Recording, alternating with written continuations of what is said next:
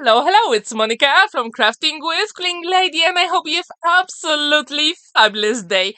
In today's video, I'm going to show you how to create super cool and quick birthday card for someone who loves golf. For today's project, I use SVG file from Creative Fabrica and I use my scan and cut machine to cut all those elements. For the first two panels, I use white card.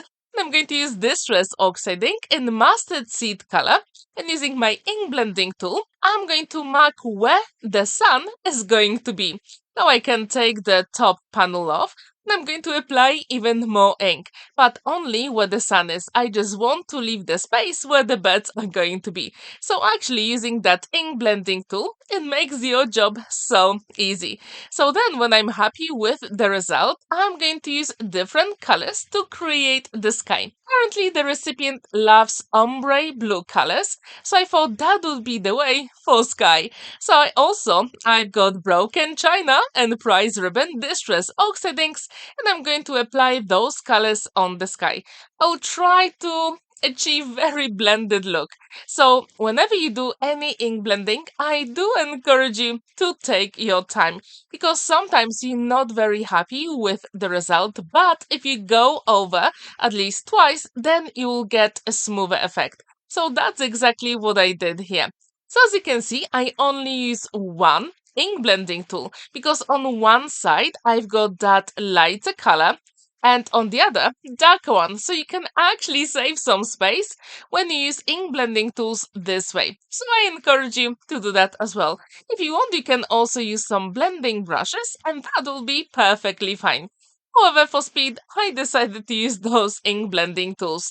If you're interested in any of the products I use in today's video, you can check the description down below. And you know how much I love personalized cards and projects. That's why every single week on Monday, I do have them on my YouTube channel. How often do you create personalized projects? Please let me know in the comments down below. Something very unusual is coming your way in August with personalized projects, so stay tuned for that. You definitely don't want to miss them. So when I'm happy with it, it is time to assemble those two elements using my one and only liquid glue, magic glue, because I do have time to maneuver the elements if I make a mistake. And if you want, you can also put some foam adhesive here for extra dimension. However, this card was supposed to be flat, and it will go in the flat envelope. 7 by 7 inches. So now it is time to add some clouds, and I really like this SVG. It really didn't take that long time to cut all those elements, and it is super simple to assemble. Have you ever used any files from Creative Fabrica? If you do have your favorite set, please let me know in the comments down below. And have you ever used your scan and cut or Cricut machine to create personalized projects? If you do have your favorite, I would absolutely love to know. So now all the colored card you're going to see comes from the card I got from LIDL last year.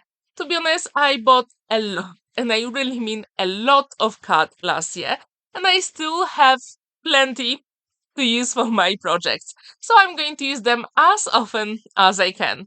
So when this element is ready, then I'm going to use lighter green for the next layer. And if you have any excess of the glue, you can always use your pokey tool and that will be perfectly fine. Now it is time for the second blue and green actually. And as you can see, we do get that dimension now. And I really like it. I wish I could add some foam adhesive, but maybe with a different project. Have you ever created a masculine birthday card? If you have, please let me know. How did you do it? Did you have a theme or color combo that you had to work with? I'm really curious. I really like creating masculine cards, and I always try to make them very special so the recipient will like them. So when this is ready, then I need my final green panel. And this time, as you can see, it is the lightest one. And when I'm happy with it, when everything is placed where I want, I'm going to create a silhouette with the person who plays golf. And I think that what really makes this card very special. So you can actually use that SVG file to create a card, but also a shadow box, and that will be perfectly fine as well. Now when I look at it, I could add some more cut in between so we can actually create some dimension. Maybe in the next project. So now as you can see, this is finished, but we can add more interest to the card. So first I'm going to create a back panel. So using my scoring board from Crafter's Companion, I'm just going to make sure that this is exactly the same way. To put the card, I'm going to create a top flap. So I'm going to score the line. Then I'm going to fold it, burnish and adhere it on my card. So this way you're going to have plenty of space to write your message. And what I really like about personalized projects, I really like to write longer messages. However, this card is not for someone I know. It was actually a request from a friend of mine, and I think in the end that card looks pretty cool. Have you ever created a card for someone who loves golf? If you do have your stamps or cutting dice, I would really love to know where did you get them from, because I think it is pretty tricky. That's why I use that SVG file from Creative Fabrica. When this is ready, we can add a sentiment and the name of the recipient. So to do it, I use one of my very old dice from Crafter's Companion, Happy Birthday, and it comes from Die Sire collection, which was many years ago. And I use Gold Solar Century Pearl card from Crafter's Companion, and I'm going to add a tiny bit of liquid glue. And this way I'll make sure that sentiment is where I want it to be. When this is ready, then we have to create the name of the recipient. And just to have a little bit of variation, I'm going to use gold mirror card for it.